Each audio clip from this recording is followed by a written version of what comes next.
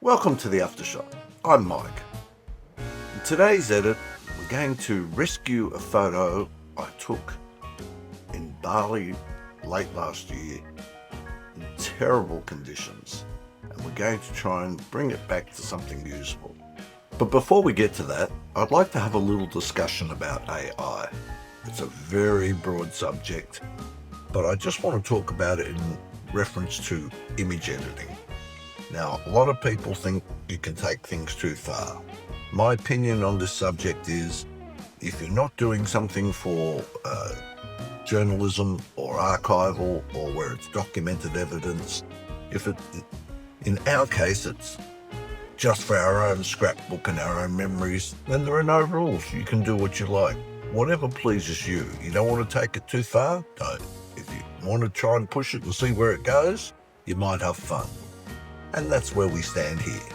So, having said that, we'll go forward and look at today's edit.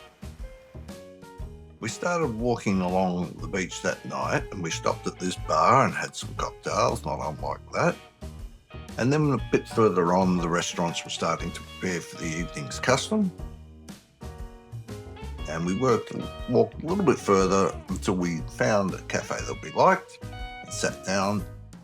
Unfortunately, the night was falling by this point, and the watercraft business next door started bringing in all its jet skis and kayaks, etc.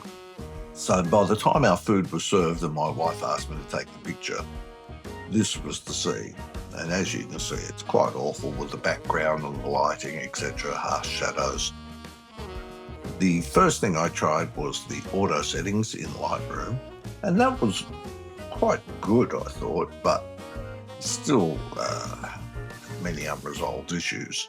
So I brought that image into Photoshop and I tried some generative expand. This was the result. So we were able to remove the background and give it a little bit more room to the left and right, put back the cocktails, but it did a nasty job of my wife's face and head.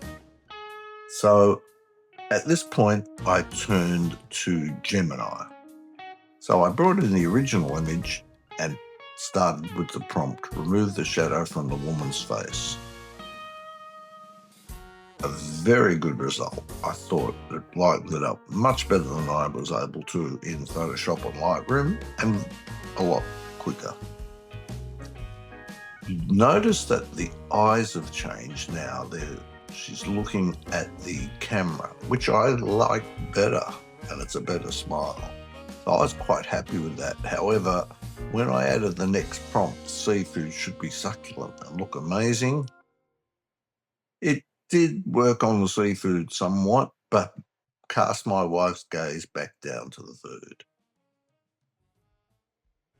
So now I asked it to remove all the background clutter and to reveal the beach at night. Fantastic job. But I did want to get that gaze back. I thought that was good. So we have looking at the camera, and there we have it. Now, this image is pretty good representation of what we had that night, and we're not too far off the truth if you're trying to keep it as it was. So this photo is a great representation of the experience that night. Is it a good photo? Of course not. But it was only shot for a giggle and to tease our boys. Now, Gemini, as you saw, primary interface is with text prompts. You can add images, but primarily it's through text prompts. Google Whisk. So over in Whisk, instead of using text prompts primarily, we use images primarily. You can still add text prompts. So I started off by using, it was a different profile photo to this, but it was a profile photo for the subject, and this photo from Gemini for the scene. With no prompts, this is the image it gave us. Quite good, I thought. but the image of my wife was starting to get away from reality. As this was going to be sent to my sons, I thought I should make an effort to make it a little bit more real. So I changed the profile photo. Sometimes changing the photo will give you a better result. And on this occasion, it did. That's a much truer representation of my wife's image. And I added woman eating succulent seafood to try and polish up the food a little. And we came here, but changed the background a little. But I was quite happy with that. Also changed the cocktail.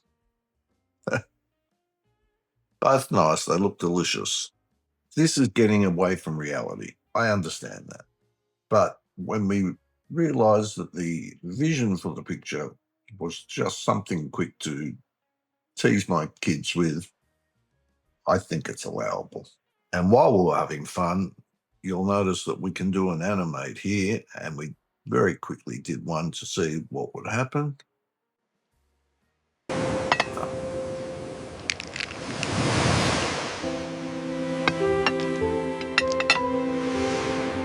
Well, I hope, like me, you had some fun today and learned a few things.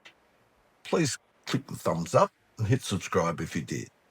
Also, let me know in the comments below your feelings about the AI in your own photos. I'm Mike. This is the Aftershot.